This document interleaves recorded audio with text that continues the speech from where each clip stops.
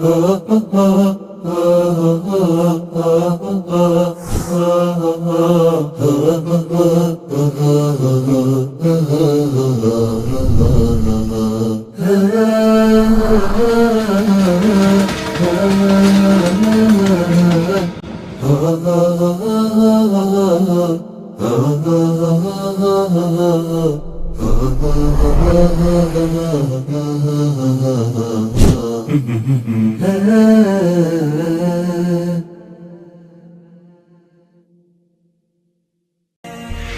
العلا سيروا شباب الأمة وتكاتفوا لينوح فجر أجمل وتسابقوا للمكرمات وحلقوا بسمائنا ضرا وخيرا أمنوا.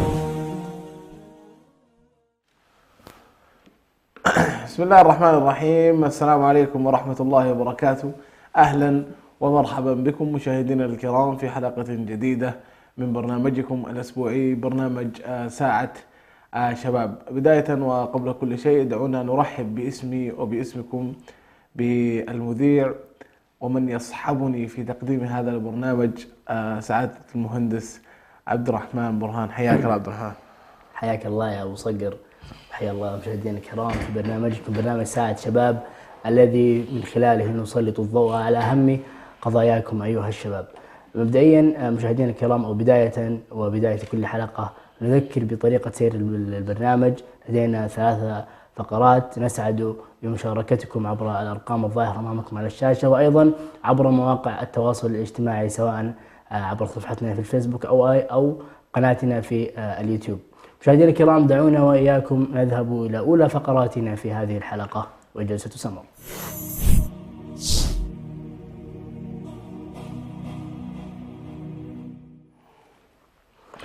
مرحبا بكم مشاهدينا الكرام. موضوعنا لهذا اليوم موضوع جميل فيه فوائد كثيرة ومعلومات جمة، ألا وهو السفر. قبل أن نسترسل في النقاط التي وضعناها في هذا الموضوع، دعنا عبد الرحمن نفسر مفهوم السفر. إيش المقصد بالسفر؟ السفر يعرف السفر بأنه انتقال الإنسان من موضع إلى موضع لأجل غاية معينة. نعم. كمثل السفر للدراسة، السفر مثلا للعلاج، السفر للاستحمام والسياحة وما شابه ذلك، السفر لمثلا زيارة الأقارب في بلدان معينة، السفر لمثلا استقرار من بلد معين إلى بلد معين. فلذلك احنا لو جينا نفسر مفهوم السفر هو انتقال الإنسان من موضع إلى موضع آخر، أو خلينا نقول انتقال الإنسان من موقع، مو موضع، خلينا نقول من موقع إلى موقع آخر لغاية معينة، كما ذكرنا أنه زي الدراسة أو زيارة مريض أو العلاج أو السياحة أو أيا كان. نعم. وعندما نتحدث عن السفر في برنامج ساعة شباب فنحن هنا نسلط الضوء على قضية قد من الممكن أن تصادف الشاب تحديدا الذي يصبح لديه عدة مسؤوليات، وبالتالي قد يسافر لغرض كما ذكرت لطلب العلم، للسياحة، لطلب الرزق وما إلى ذلك. وأكثر فترة ممكن الشاب أن يكثر فيها من السفر هي مرحلة الشباب كما ذكرت قبل قليل. وتحديدا أكثر ما يميز أو عفوا أكثر ما يسبب أو ما أكثر مسببات السفر عند الشباب هي طلب العلم. هناك فوائد أخرى لخصها الشاعر في قوله: سافر ففي الأسفار 5 فوائد، تفريج هم واكتساب معيشة وعلم وآداب وصحبة ماجدي. لو نظرنا إلى هذه ال5 أسباب نجدها أنها فعلا شاملة لكافة أسباب السفر. عندك تفريج الهم، نجد أنه والله الواحد إذا مثلا يبي يغير جو، أما أنه يطلع من الدائرة اللي هو فيها سواء من الحي يروح يزور صديق ما، يذهب إلى منطقة سياحية، أو أنه يسافر. والسفر هو أنا أعتقد أنه من أعلى مراتب تغيير الجو. نجد بعد ذلك عندنا اكتساب معيشة كما ذكرنا قبل قليل، اللي هو سواء عبر طلب الرزق، وأيضا طلب العلم. ثم بعد ذلك يأتي طلب العلم كما ذكرنا، ثم تعلم الآداب. والسفر يعني يعلم، يعني ممكن يختصر لك سنوات طويلة من عمرك في خلال أنك تسافر أو ترى ثقافات أخرى، والتعرف على ثقافات أخرى، والسفر ويعني النظر في حضارات الآخرين أو حضارات الدول الأخرى يوسع مدارك الذهن. وأخيرا ألا وهي صحبة ماجدي. لعلك ذكرت أو سمعت سابقا أبو صقر أنه السفر يسفر عن أخلاق الرجال. هذه يعني مقولة معروفة تربينا عليها، وهي فعلا صحيح. عندما تريد أن تعرف أخلاق صاحبك يعني هي في موضعين: إما في وقت الشدائد تتعرف على صاحبك، أو إما في وقت السفر. لأن السفر أنت سوف تصاحب صاحبك مدة طويلة جدا، وسوف يعني تخالطه وتعيشه في كافة أمور حياته، في نومه، في قيامه، في صلواته، في كرمه، في تضحيته، في إلى آخره. هذه كلها أمور قل ما تجدها وهو في حله. لابد أن تختبره في ترحاله.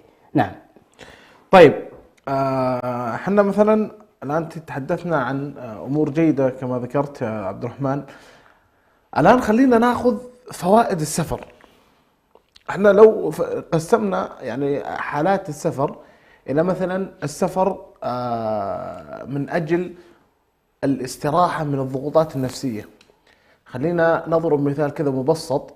يعني الشباب الآن توهم خارجين مثلا من فترة الاختبارات النهائية. نعم. وضغط كبير جدا. اختبارات النهائية هو يعني ضغط نفسي أكثر ما هو ضغط دراسي. فيوم ينتهي من أسبوع الاختبارات النهائية، لو أخذ له سفرة بسيطة أبو 3-4 أيام، سفرة تفريج هم. نعم. هذه تفريج هم وانشراح صدر. هذه تكون مثلا مع اللي كان في فترة صعبة مثلا ضاقت به السبل. يعني أنا ضربت مثل بسيط اللي هو الاختبارات، لأنه يعني برنامج شبابي. أو يعني واحد ضاقت به الدنيا، ياخذ له أسبوع يعني يرفه عن نفسه ومن هذا الكلام. الأمر الآخر، اللهم صل على محمد، اللي هو الذهاب من أجل العلاج. يعني البعض صلى الله عز وجل أن يشفي جميع مرضى المسلمين ينتقل من بلد إلى بلد آخر من أجل أنه في نفس البلد اللي هو فيها ما وجد فيها علاج. فذلك مثلا تلقاه مثلا هو عايش في مصر، خلنا نفترض، يذهب مثلا إلى بريطانيا من أجل أنه يعالج نفسه، يذهب إلى ألمانيا من أجل أنه يعالج ثم يرجع. وفي سفر الدراسة. سفر الدراسة يعني يذهب البعض إلى أنه يدرس في بعض الجامعات الخارجية وما شابه ذلك، فتولد عنده بعض الأمور. يعني زي ما قلت لك أنا، السفر يبين أنت يوم تنخلط في ثقافة جديدة يا عبد الرحمن، تبدأ تنخلط، تتعرف على ثقافة جديدة، تتعرف على شعوب جديدة، تتعلم لغة غير لغتك، تبدأ يعني أنت تتحمل مسؤوليات ما كنت أنت في السابق تحملها. يعني كنت أنت في يعني خلينا نقول في يعني تحت أجنحة الأهل والوالد والوالدة، فالأمور كلها مغطى من جميع النواحي. الآن أنت سلكت طريق آخر وهو طريق الدراسة في دولة أنت مغترب فيها، سافرت. فتلقى أن المسؤوليات كثرت عليك، قاعد تواجه مسؤوليات جديدة. هذه تنمي فيك أنت، تنمي فيك شخصية الرجل، أنك أنت خلاص يعني كأن أنت قاعد تهيأ أنه خلاص أنت يعني مرحلة وتوصل أنك أنت تفتح بيت وتقوده بنفسك. هل نستطيع أن نقول أنه السفر في فترة الشباب أصبح في هذا الزمن هو ضرورة وواجب عند الشاب لكي يعني يتعلم ويربي نفسه على أمور لا يستطيع أن يتعلمها في حله أو في المكان الذي ولد فيه، أم أنه يعني خيار أفضل؟ والله شوف نظرك السفر، وخلينا يعني نكون السفر والعسكرية يعني هذا يضبطون لأن كلاهما يعلمون. يعني أنت مثلا يوم تخلي ولدك يتغرب أو مثلا تدخل ولدك الجيش، هذا في وجهة نظري يعني تلقاه يتعلم أمور حتى هو صغير يكتسبها بشكل مبكر. وبشكل سريع. ترسل ولدك يدرس ولا يدخل الجيش، قاعد يتعلم أمور هي سريعة في وقت متأخر، تلقاه يوصل إلى مثلا 2 3 24 25 سنة هو لا ناضج فكريا، بسبب أنه هو خلاص. أنت الآن تخليه يخوض، ينزل في ثقافة جديدة لوحده، يتعلم كل شيء، يتعلم لغة جديدة، يتعلم ثقافة البلد، يتعلم يخوض مع هذا الفكر مختلف. أنت كنت مثلا عايش في منطقة معينة خلاص طول حياتك، أنت انتقلت من منطقة إلى منطقة أخرى، الفكر متغير، الثقافة متغيرة، اللغة متغيرة، الأجواء متغيرة. هذا ينمي عندك أنت أكثر من موهبة وتنطلق. جميل. ايضا النقطة اللي أنا ذكرتها والتي هي مهمة جدا، وأعتقد أنها من أهم الأمور التي يكتسبها الشخص من خلال سفره، ألا وهي التعرف على ثقافات جديدة. هذا الأمر سوف يساعده على إدراك وفهم الأمور بشكل مختلف. يعني أنت لو تجيب لي شخص عايش 20 سنة في منطقة ما، ربي على مفاهيم معينة وعلى ثقافات وعادات، يصعب عليه أن يستوعب الأمور بنفس وجهة نظر الشخص الذي سافر وتعرف واطلع على ثقافات أخرى و يعني دول أخرى. يعني أيضا يعني السفر يساعدك على تعلم ثقافة جديدة. وأيضا هناك أمر آخر يعني هو يأتي قليلا مع السفر، اللي هو تعلم لغة جديدة. فبالتالي عندما تتعلم لغة جديدة أنت كأنك قاعد تتعلم ثقافة جديدة. وأيضا عندما تسافر إلى دولة ما فأنت تتعلم ثقافة جديدة. وأنا أحب صراحة الشخص الذي يسافر ليس لغرض السياحة فحسب. يعني بعض الناس يقول لك والله أنا رايح أسافر ويعني وأوسع صدري وأرجع بس بدون ما أستفيد يعني ولا شيء. أنا بوجهة نظري إنه أنت في كل مكان تذهب إليه ممكن أن تطلع يعني أن تخرج بفوائد جمة كثيرة جدا. يعني يكفيك إنه هذه المنطقة أنت لو درست تاريخها، يعني لو درست الأجيال التي مر عليها العلماء العظماء، تاريخها بشكل عام، تاريخ المنطقة، حتى لو كانت منطقة داخلية في نفس يعني الدولة التي تسكن فيها، هي بحد ذاتها علم قد يساعدك على يعني التعرف على ثقافات جديدة كما ذكرت. طيب، السفر كغيره من الأمور له آداب حث عليها الشارع الكريم، وأيضا حثت عليها الأخلاق الحميدة والعادات والتقاليد. من أهم هذه الآداب ألا وهي التحلي بالأخلاق التي أمرنا الإسلام بها. يعني نجد أنه هناك يعني أمور لابد أن تكون يعني جلية وظاهرة في سفرك. أولا التمسك بدينك، هذا أمر يعني لا نقاش فيه ولا جدال فيه. نجد هناك خطوط حمراء مثل الصلاة، ويعني الأمور الأخرى مثل يعني هناك بعض الناس يعني يشتهر عند الكثير أنه عندما أسافر فإني أنا يعني أخرج من الدائرة اللي أنا فيها، وبالتالي أنا يعني يحل لي ما حرم عليه في منطقتي. فنجد مثلا بعض الشباب لا سمح الله نسأل الله السلامة والعافية قد يقع في بعض المنكرات مثل شرب الخمور، مثل الفواحش والمنكرات وما إلى ذلك. هذه كل أمور قد يتساهل فيها البعض بحجة أنه أنا مسافر، ويعني والمنطقة ذي والديرة ذي ما في حد يعرفني فيها، فأنا والله آخذ راحتي. ونجد نسأل الله السلامة والعافية عند بعض الفتيات يعني الحجاب عندها ينتهي بدخول الطائرة ومغادرة المنطقة التي هي فيها. وبالتالي هؤلاء الناس يعتقدون أنه يعني هم مربوطون بحدود معينة وبثقافة معينة، فور ما خرجوا من هذه الدائرة مباشرة غيروا وبدلوا، نسأل الله السلامة والعافية. هذه كلها أمور لابد أن يضعها الشاب والشابة بعين الاعتبار، أنه لابد أن يكون للإنسان مبادئ وآداب يتحلى بها عند سفره وعند حله. نعم. طيب، الحديث يا عبد الرحمن في هذا الموضوع صراحة يعني فيه معلومات كثيرة جدا، لكن لعل الوقت ما قد يسعفنا. ننتقل وإياكم مشاهدينا الكرام إلى الفقرة الثانية، ترند.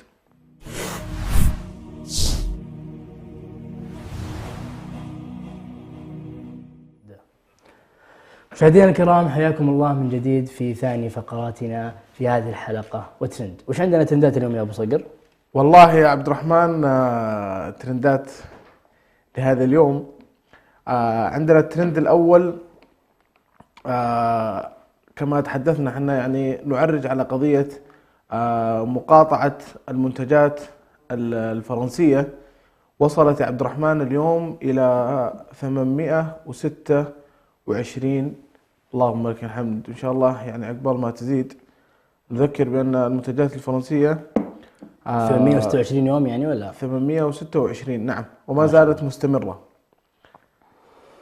جميل جدا ما شاء الله. لدينا طبعا هذه القضية هي من أشهر القضايا التي أشهرتها مواقع التواصل الاجتماعي، وهي من القضايا الحميدة التي يعني نحث كافة الشباب على دعمها، ألا وهي مقاطعة المنتجات الفرنسية لمواقفهم السيئة تجاه ديننا الحنيف. طيب عندنا الترند الثاني اللي هو الاقتصاد السعودي. الاقتصاد السعودي أصبح يا أبو صقر يعادل اقتصاد جميع دول الخليج مجتمعة حسب قناة CNBC المتخصصة في الأخبار الاقتصادية. هذا خبر حصري ويعني يتداول في مواقع التواصل الاجتماعي. ما شاء الله الاقتصاد السعودي الآن أصبح من يعني هو يعني كان وما زال من أكبر الاقتصادات حول العالم، ولكن حاليا أصبح يعادل كافة دول الخليج مجتمعة. أيضا كأس العالم للأندية، أعتقد في مباراة بين الوداد المغربي والهلال السعودي. نعم. بعد كم يوم وفي غيابات صراحة كثيرة في نادي الهلال. عندك قائد الفريق سلمان الفرج غائب عن هذه المباراة، وأعتقد ما خاب ظني اللاعب ياسر الشهراني لا يزال مصاب، سيجري عملية هذا الأسبوع. وتوقعاتك عبد الرحمن كأس العالم للأندية شكله حافل، توقع الهلال يسوي لنا شيء ولا؟ والله يعني أنا أعتقد أن الهلال يمر بفترة صعبة جدا. يعني دخل على كأس العالم للأندية هو غير مستعد تماما، الخروج من كأس الملك ويعني نتائج غير مرضية للجماهير الهلال في الدوري السعودي. ولكن يعني طالما عودنا الهلال أنه في البطولات وفي المحافل العالمية يظهر شخصية متغيرة تماما. يعني أتمنى أن يشرف المملكة العربية السعودية كونه النادي الوحيد الذي يشارك في بطولة كأس العالم للأندية. أنا أعتقد أنه يعني بطولة مثل هذه دائما تكون محسومة لبطل أبطال أوروبا، سواء كان أي فريق. السنة هذه لدينا نادي ريال مدريد، وبالتالي أعتقد أنه هو اللي راح يكون البطل إلا إذا حدثت مفاجأة وفاز بها فريق آخر. طيب الترند المتكرر والمعروف لدينا في هذه الفقرة ألا وهي أمطار على المملكة العربية السعودية، وتحديدا المدينة المنورة. ما شاء الله السنة ذي كل أسبوع احنا سامعين عن مدينة جديدة ما شاء الله. ما شاء الله تبارك الله الخير يعني عم المملكة العربية السعودية. نجد هنا فيديو يوضح الأمطار الغزيرة جدا التي وقعت على مدينة رسول الله المدينة المنورة. طبعا المدينة المنورة هذه لها مكانة في القلب كبيرة، كوني أنا من مواليد المدينة وبالتالي لها يعني مكان خاص في القلب.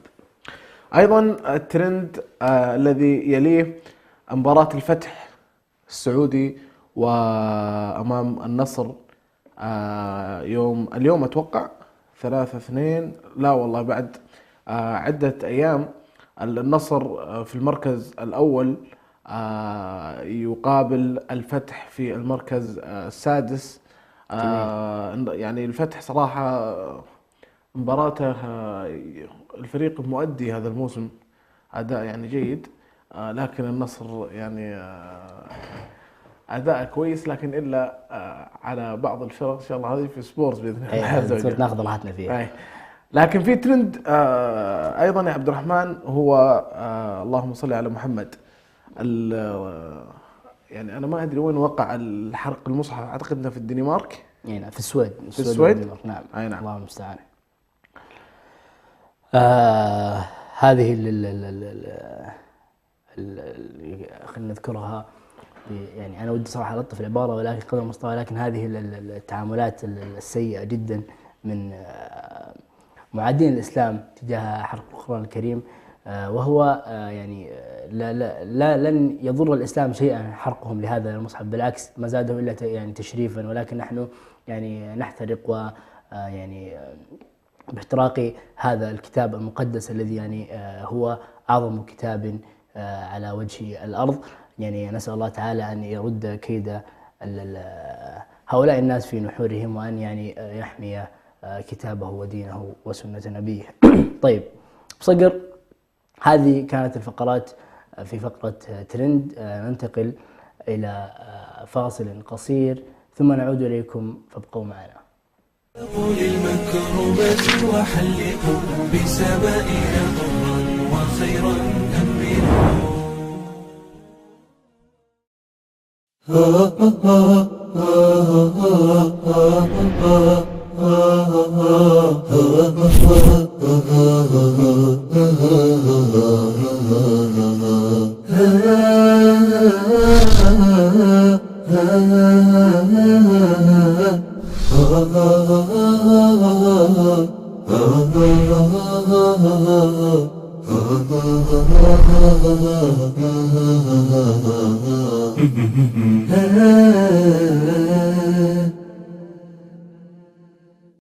نعتز بهويتنا، نعتز بتقاليدنا، نعتز بديننا كمسلمين إريتريين، نعتز بوطننا وأرضنا.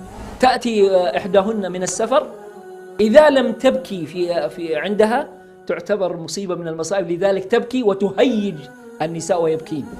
حتى لو كان الجواز في جيوبهم، هو في جيبهم ولكن ليس في قلبهم.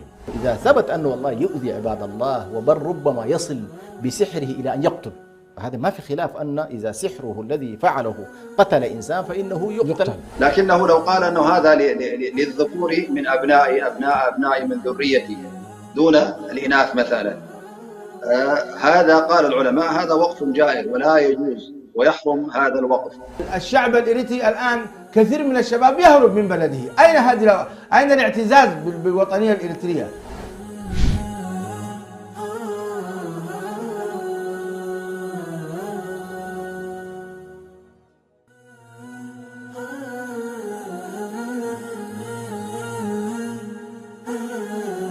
أعزائنا المشاهدين، يمكنكم الآن متابعة بث قناة سلام الفضائية عبر قمر سهيل سات على الترددات التالية: اسم القناة سلام تي في، القمر سهيل سات 2، التردد 11310 في، معدل الترميز 30000. الأسرة تلعب دور كبير جدا في حفاظ وتوريث الهوية الإسلامية والوطنية بالتحديد أيضا لأبنائها. الهوية الإسلامية موجودة، ولكن للأسف الهوية الإريترية أو الهوية الوطنية أمست. إنما أصبح الطلاق الآن تحت مظلة الزواج، أصبح هناك طلاق داخل بيت الزوجية. الطلاق النفسي والطلاق العاطفي هو الأكثر انتشارا في الواقع الحالي مع الأسف الشديد. إنه المتطوع نفسه ما يكون فاهم رسالة الجمعية أو العمل التطوعي اللي هو بيشتغل فيه. الأسرة الإريترية في الخارج كيف تحافظ على نجاحها وسعادتها في ظل الغرب مثلا؟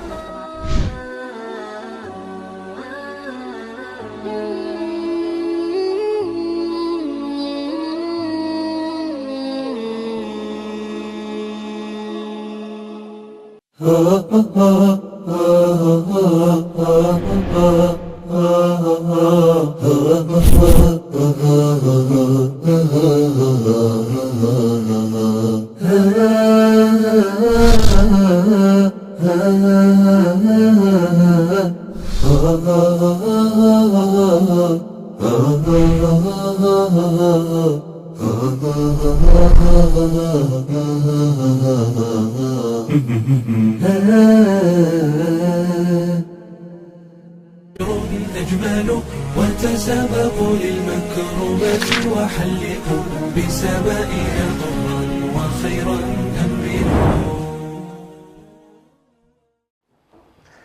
مرحبا بكم مشاهدينا الكرام. بعد هذا الفاصل القصير ننتقل وإياكم إلى آخر فقراتنا وأحب فقراتنا إلى قلوبنا، سبورت.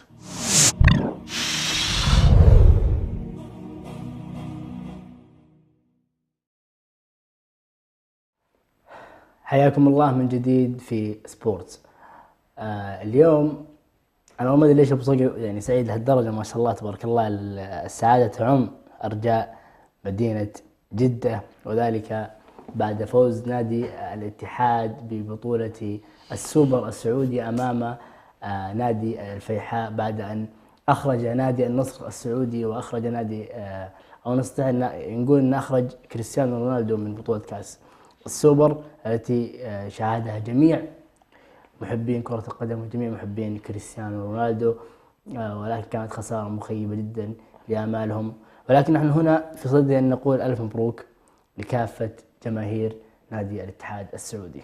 والله احنا نبارك للأمة الاتحادية، نادي الوطن ونادي الشعب الاتحاد، بتحقيق كأس السوبر السعودي بعد انتصارات متتالية. احنا ما انتصرنا على كريستيانو رونالدو، احنا انتصرنا على نادي النصر بأكمله. تألق في هذه المباراة اللاعب يعني التاريخي رومارينيو أتوقع ما خاب ظني صناعتين وهدف.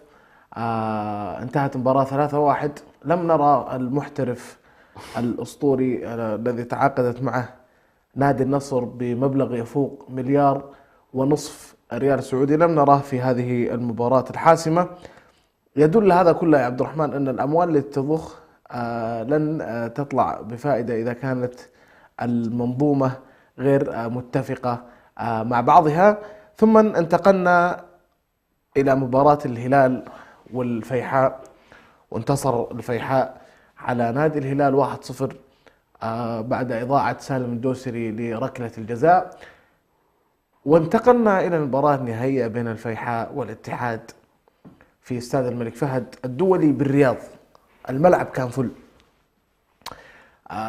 ما يعني أي جمهور يمتلك هذا النادي العظيم عندما يذهب إلى أي منطقة وأي بلد يكون معبي المدرجات كاملة، تكتشف أنك في الدوري السعودي ما عندك مثل هذه الجماهير إلا في نادي واحد هو نادي الاتحاد.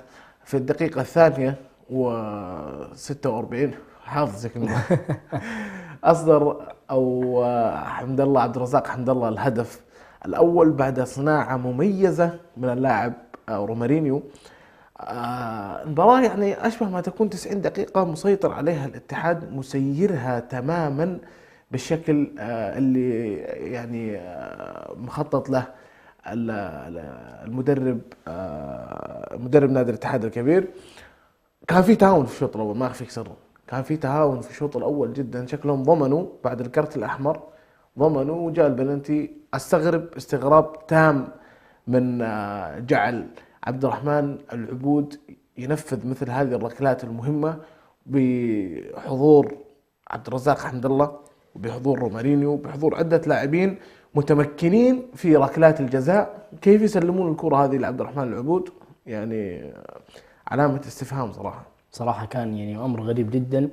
ولكن يعني الجميع يعني لم يثر هذه القضية، كون النادي الاتحاد هو الذي انتصر في هذه المباراة. ولو الفيحاء عادل النتيجة وانتصر في هذه المباراة سوف يعني يعودون إليها بعد المباراة ويعني يلومون من قرر أن يعني يجعل عبد الرحمن العبود، يعني عبد الرحمن العبود وهو في كافة في يعني استعداده التام لأي مباراة، يعني ليس هو المنفذ الأول لركلات الجزاء. فما بالك عندما عبد الرحمن العبود كان يعاني من إصابة في العضلة الضامة ولعب رغم هذه الإصابة بناء على قرار المدرب نونو سانتوس.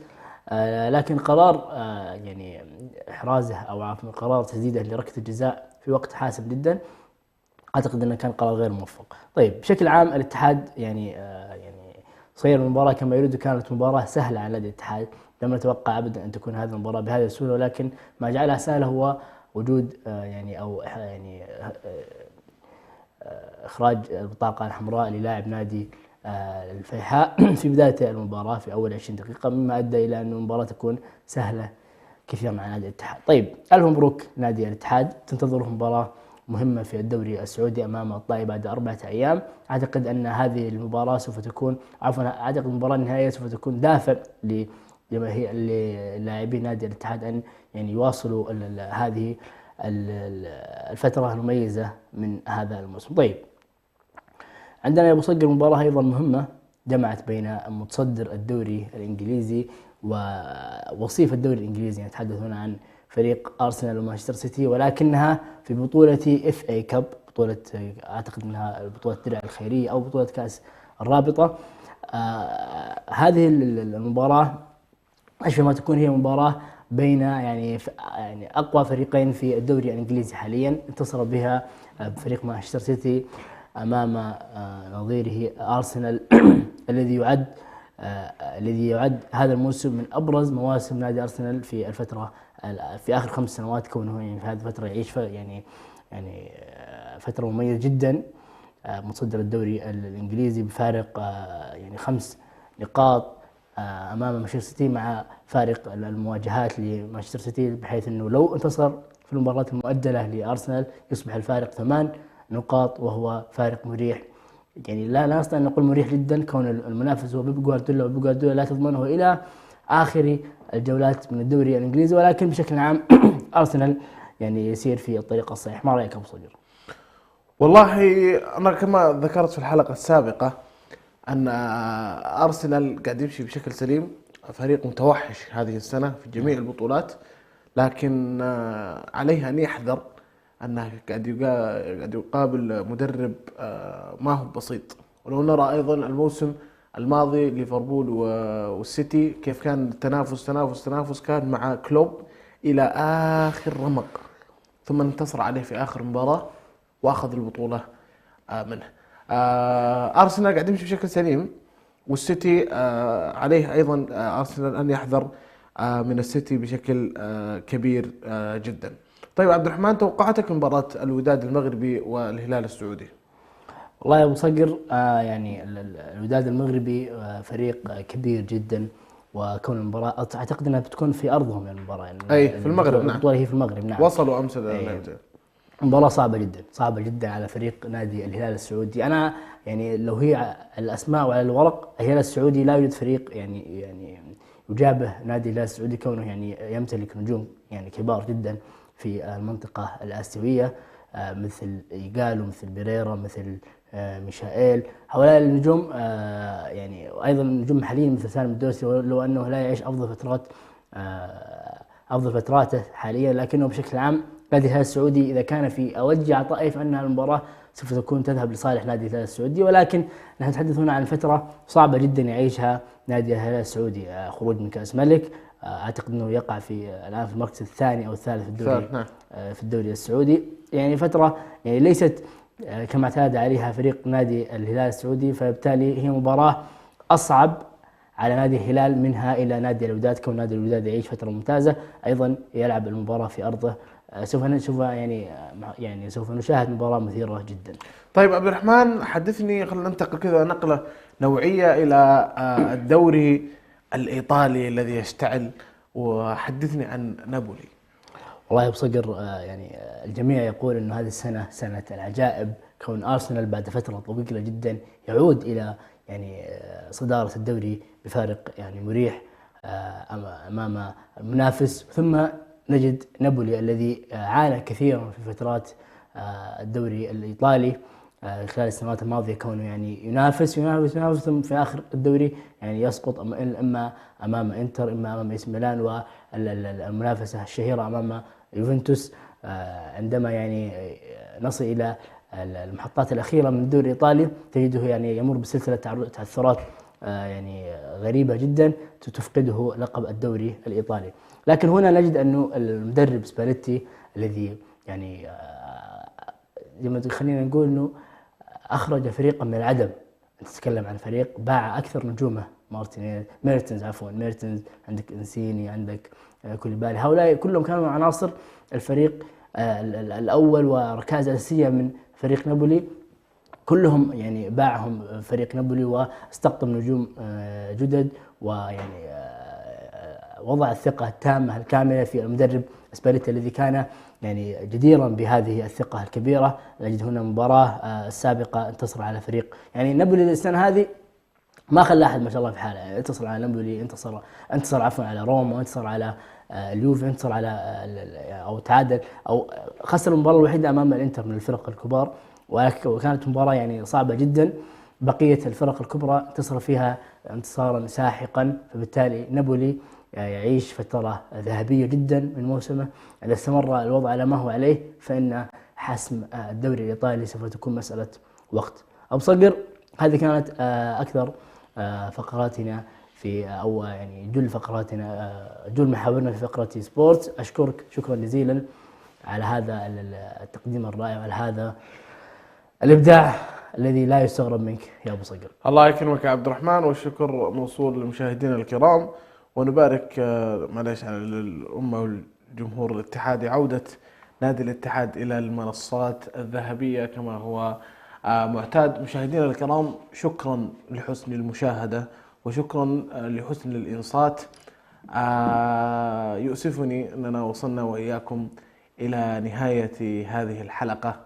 نلتقيكم بإذن الله عز وجل في الأسبوع المقبل يوم الثلاثاء في تمام الساعة 4 بتوقيت مدينة أسمرة. إلى ذلك من حين نستودعكم الله الذي لا تضيع ودائعه، والسلام عليكم ورحمة الله وبركاته. نحو العلا سيروا شباب الأمة، وتكاتفوا ليلوح فجر أجمل، وتسابقوا للمكرمات وحلقوا بسمائنا ضرا وخيرا أمنوا.